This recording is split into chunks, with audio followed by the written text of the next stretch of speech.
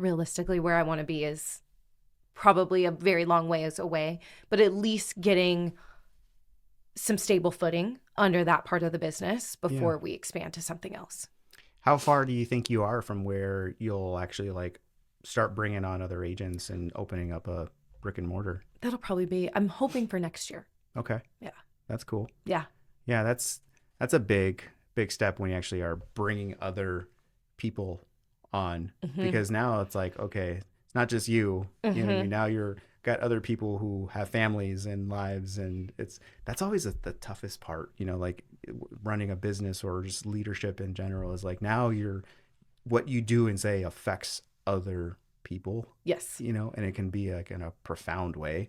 Yes. It's just kind of crazy. And I don't think, like, before I got into leadership, if you will, I didn't realize how much people like look to me or like want to hear what I have to say sometimes. I think I underestimate that.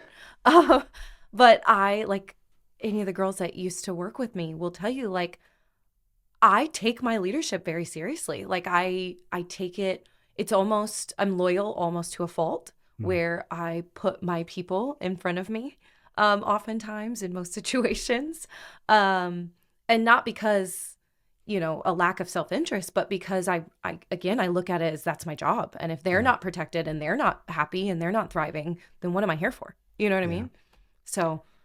Yeah, I don't think that's a bad thing. And it's funny, like I've seen that in the military, and that's a really good thing, I think.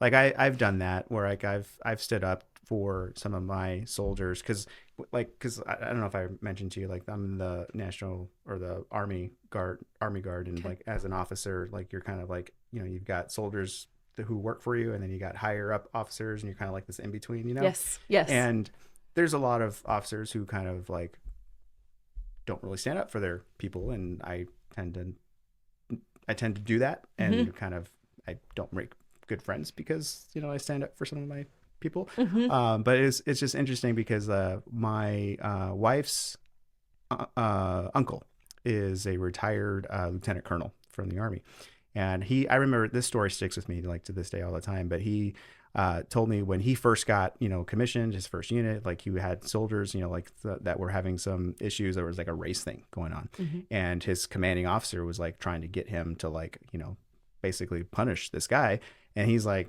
no, like, and I know why you're doing it. Like you're doing it because you have a race issue with I'm not standing up for it. And he like stood up to this, you know, higher ranking officer, and, you know, kind of got his career tarnished a little bit. But, you know, he doesn't regret that. And it's just that one of those things. It's like, you know, you think of other people and like the situation, and you don't think about yourself. You know what I mean? Because like, seriously, like careers get messed up. You know what I mean? But I know. Like, but I think like what my soul and my conscience and everything, I think is a little bit more important at times. It's like I can't. For me, like my parents, my mom, it will laugh when she hears this, but like I have always had this problem. And now, again, we're talking about the internet and learning things about ADHD. I have very extreme justice sensitivity. Ooh. Have you looked into that at all? No. Look into that. So essentially, if I have a compulsive need, if I feel like something is not right, or somebody's being bullied, or something in those situations where I feel like injustice is happening, it is a compulsive thing. I will instantly jump up. I'm that person. If I see something happening, you know, out in public, I will say something. Like that's just who I am. It's who I've always been. I got in a lot of trouble in school for that. But like, I have a fundamental need to stand up for people. Like I don't know another way to explain it. Yeah, that's interesting. I didn't know that was like. It's a thing. Yeah. Yeah. Huh. And it bothers me. Like, I mean, I'm that person. Like if I see a bunny on the side of the road, I'm gonna, you know, I'm that person. So yeah. But you know what? Who's gonna do it? And that's the way I think. Like if I don't help, everybody else is just going to do the same thing. Yeah. And I feel like a lot of the problems in our world right now are a lack of people standing up for what's right. It doesn't matter what they look like. It doesn't matter what their politics are. Right is right and wrong is wrong. Yeah. And in my world, it's very black and white. And Yeah. I understand there can be gray areas, you know, there's nuances always, but there are certain things that are just non-negotiables for me. Yeah. No, that Always makes, happen. yeah. No, that makes sense. I've done that too. Yeah. Like, you're kind of like, no, this ain't right. No, I ain't going down. You know what I Exactly. mean?